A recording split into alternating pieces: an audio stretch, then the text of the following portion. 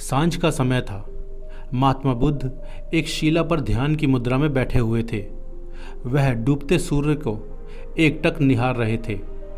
तभी उस समय उनका शिष्य वहां आया और गुस्से में बोला, गुरुजी, राम जी नाम के जमींदार ने मेरा अपमान किया है, आप तुरंत चलें। उसे उसकी मूर्खता का सबक अवश्य सिखाना होगा। महात्मा बुद्ध मुस्कुराकर बोले, प्रिय तुम बौद्ध हो, सच्चे बौद्ध का अपमान करने की शक्ति किसी में नहीं होती। राम जी ने जो भी तुम्हें कहा, तुम उस प्रसंग को भुलाने की कोशिश करो। जब प्रसंग को भुला दोगे, उसके बाद अपमान कहाँ बचेगा।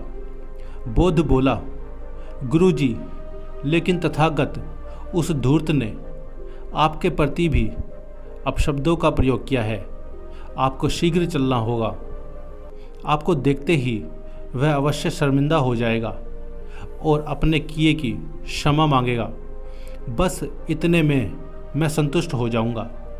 महात्मा बुद्ध की समझ में आ गया कि शिष्य में प्रतिकार की भावना प्रबल हो चुकी है।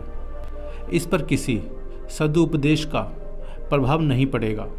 कुछ विचार करते हुए बुद्ध बोले, अच्छा वत्स, यदि ऐसी बात है तो मैं अवश्य ही राम जी के पास चलूँगा और उसे समझाने की कोशिश करूँगा।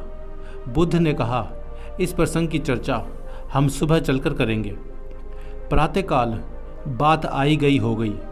शिष्य अपने काम में लीन हो गया और महात्मा बुद्ध अपनी साधना में। दूसरे दिन जब दोपहर होने पर भी शिष्य ने बुद्ध से कुछ नहीं कहा तो बुद्ध ने स्वयं ही शिष्य से पूछा, आज राम जी के पास चलना है ना। शिष्य बोला, नहीं गुरुवर, मैंने जब घटना पर फिर से विचार किया तो मुझे इस बात का आभास हुआ कि भूल मेरी ही थी। मुझे अपनी गलती पर भारी पश्चाताप है।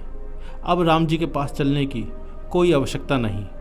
तथागत बुद्ध ने हंसते हुए कहा, यदि ऐसी बात है तो अब जरूर ही हमें राम जी महोदय के पास चलना होगा।